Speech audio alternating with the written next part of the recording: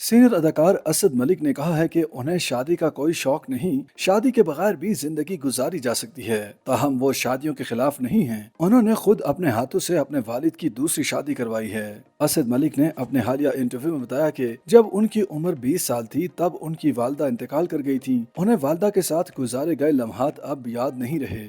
उनके मुताबिक उन्होंने पीएचडी करने के लिए शोबिस से वक्फा लिया और डॉक्टरेट की तालीम छुट्टी के बगैर मुमकिन नहीं थी। वो चंद साल तक शोबिस से दूर रहे और अपना पीएचडी का ख्वाब मुकम्मल किया। एक सवाल के जवाब में उन्होंने दावा किया कि उन्हें आज तक किसी से मोहब्बत नहीं हुई, इसलिए वो मोहब्बत से मुतालिक ज्यादा इल्म नहीं रखते। जब उन्हें किसी से मोहब्बत हो जाएगी तो वो इस ज़िमन में बात भी कर सकेंगे। असद मलिक का कहना था कि उनके वालिद के साथ अच्छे ताल्लुकात रहे। उनके वालिद ने उनकी बेहतरीन परवरिश की। वालिदा के इंतकाल के बाद वालिद दफ्तर में मुलाजमत करने के बावजूद दोपहर में घर आकर खाना बनाते और उन्हें खिलाकर वापस दफ्तर चले जाते। उन्होंने बताया कि उनके वालिद ने वालिदा के इंतकाल के बाद कई साल तन्हा जिंदगी गुजारी, जिस पर उन्होंने वालिद की दूसरी शादी करवाई। वालिद उनकी बात ना टाल सके।